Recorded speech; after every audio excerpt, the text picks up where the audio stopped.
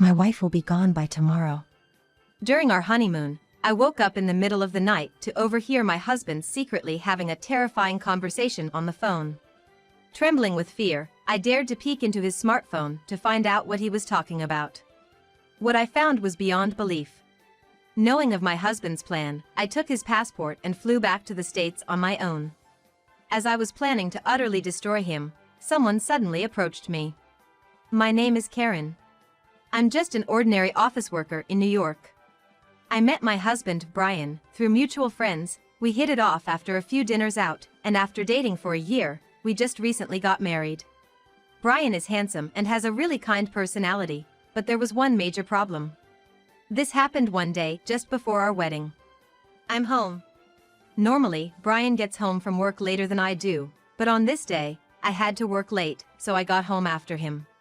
As I walked in and was about to take off my shoes, I noticed something odd.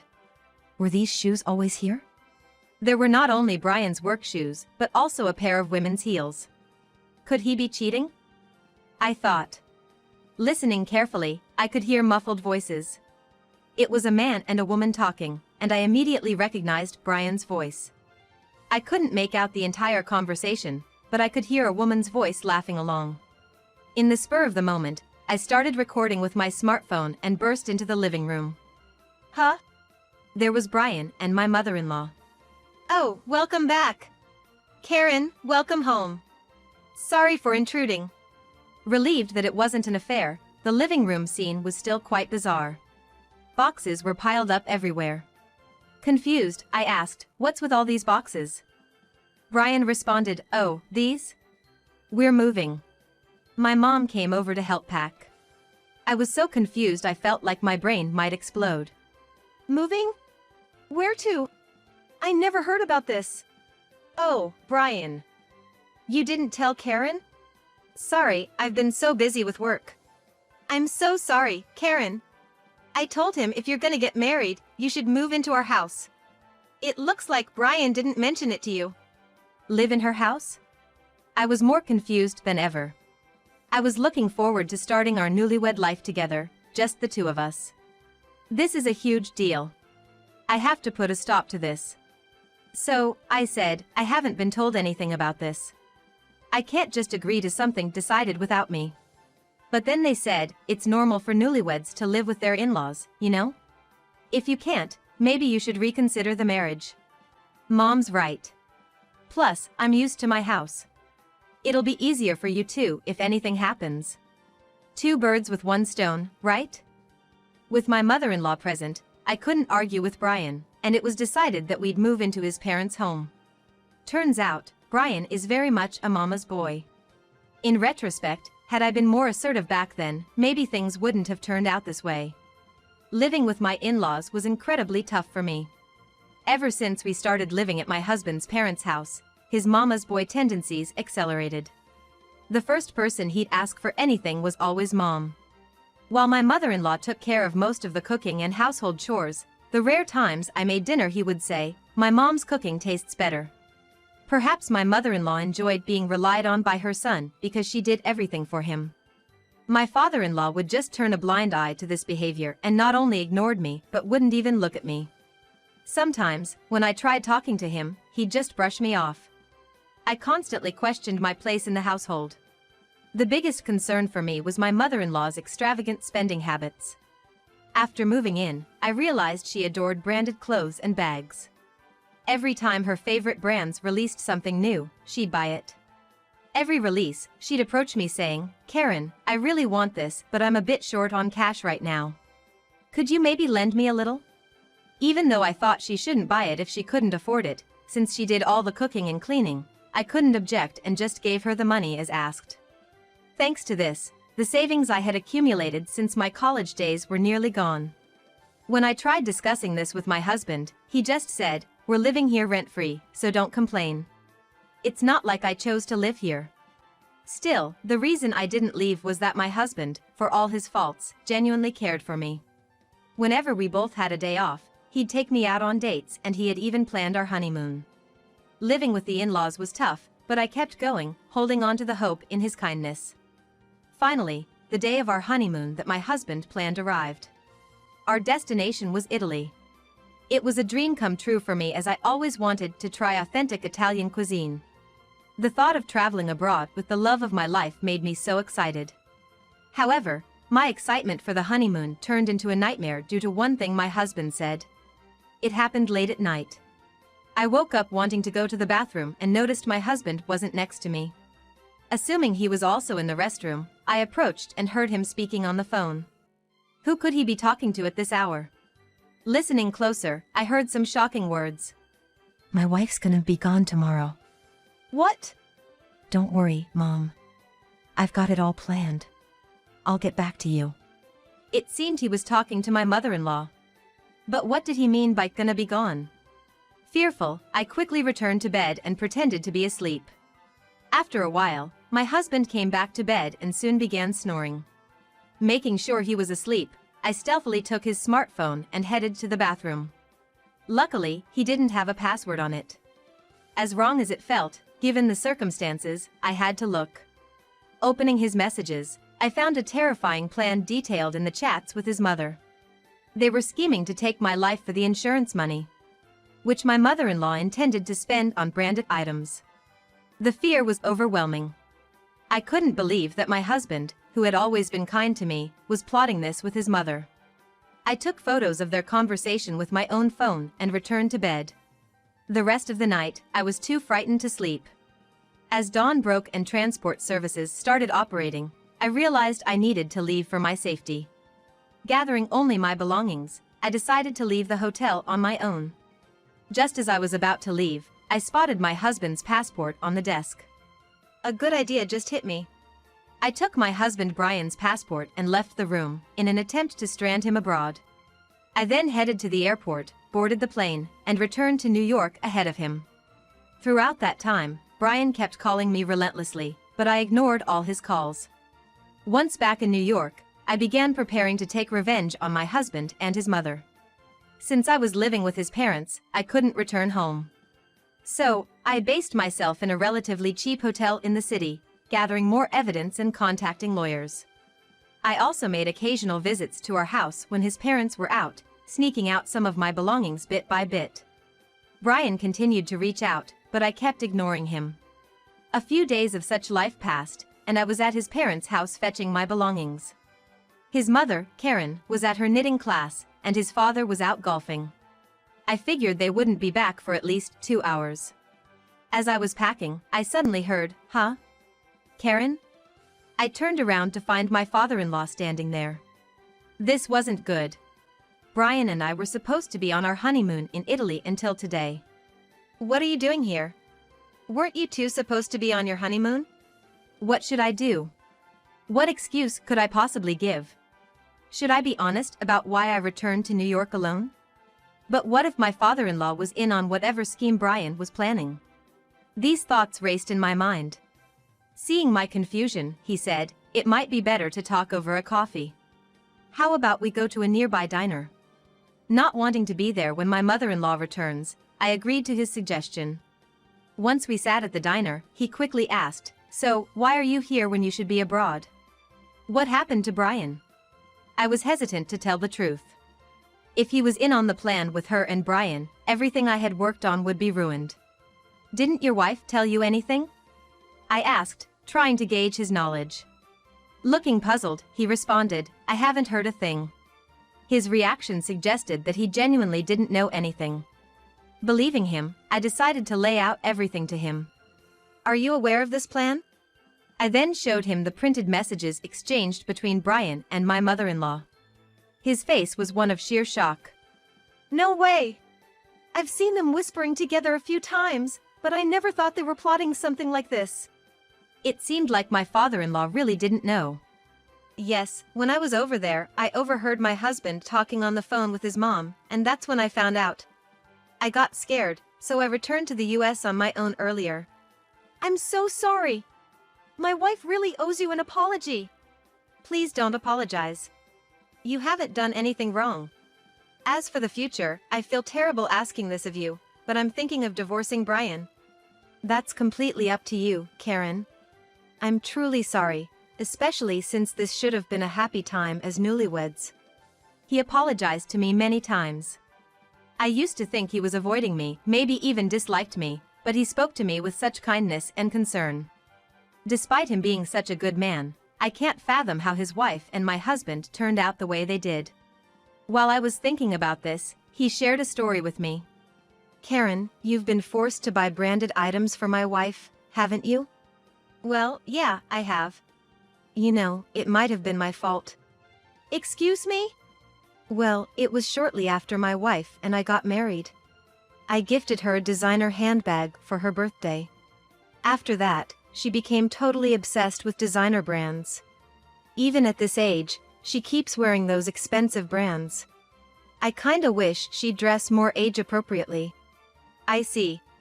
There were times when she'd even go into debt just to buy them. I was pretty mad at her then.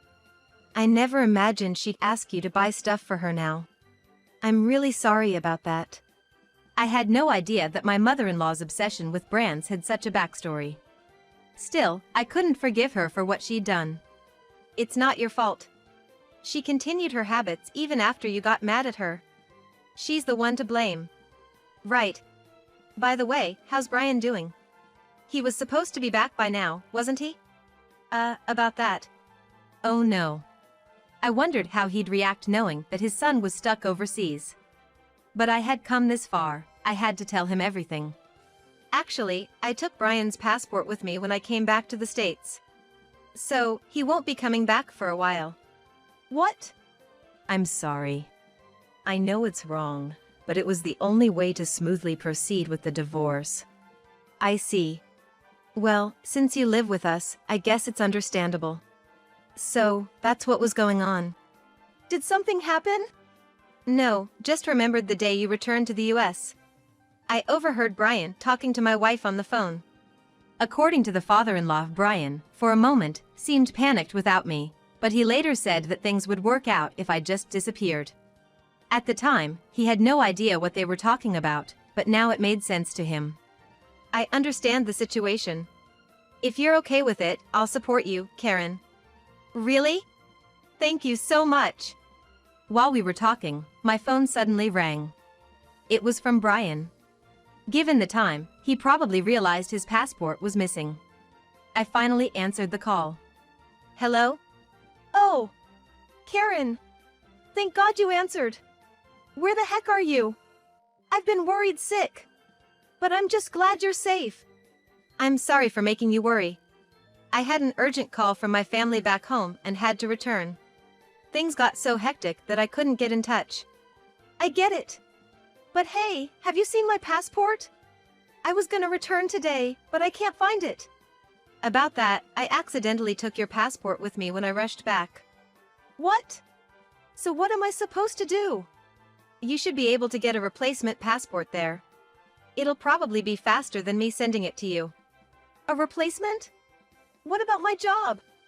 I can't take any more days off." "Don't worry, I'll explain everything to your company. I'll also talk to your parents about it." "All right then." "I'm sorry. So, that's what's going on. Please be careful when you come back." With that, I hung up the phone. "Karen, you sure can spin a tall tale, can't ya? I've always been crafty, that's for sure." Thanks to my father-in-law supporting me, I was able to proceed with the divorce preparations more smoothly. And finally, the day arrived. Brian managed to get his passport reissued and returned to the States. His mom went to the airport to pick him up, so the two of them came back home together. We're home. Man, what an ordeal. Indeed. All because of Karen. After hearing from Brian that I'd returned to the States before him, his mother, apparently upset that their plan failed, started making sarcastic comments towards me. I wanted to snap back at her, but I held my tongue. No worries. They're gonna get what's coming to them soon. As soon as Brian and his mother entered the house, my father-in-law, with a stern look, said, "Both of you, come here." He led them to the living room where I was waiting. "Sit down." Brian and his mother seemed a bit flustered, but they couldn't defy his imposing demeanor, so they sat down obediently. "I apologize for bringing this up as soon as you guys got back, but there's something really important we need to discuss." "Important? I'll cut to the chase. Brian, I want a divorce. Divorce? Hold on, Karen. What's this all about?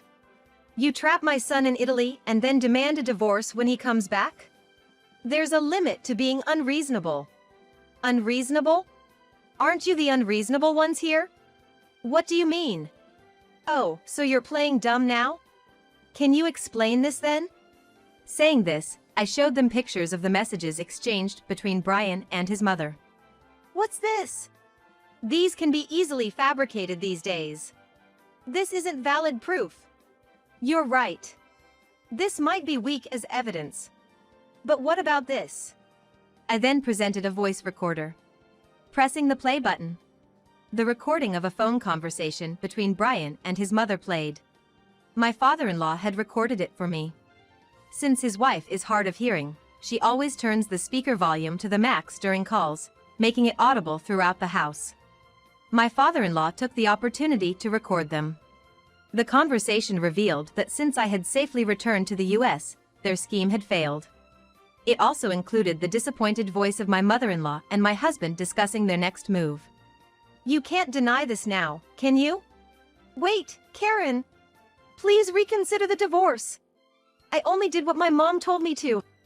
I never wanted any of this. But she kept saying she needed more money to buy her favorite designer items. I just wanted to see her happy. But now, I see the light. I don't want to divorce you. Let's leave right now and live happily.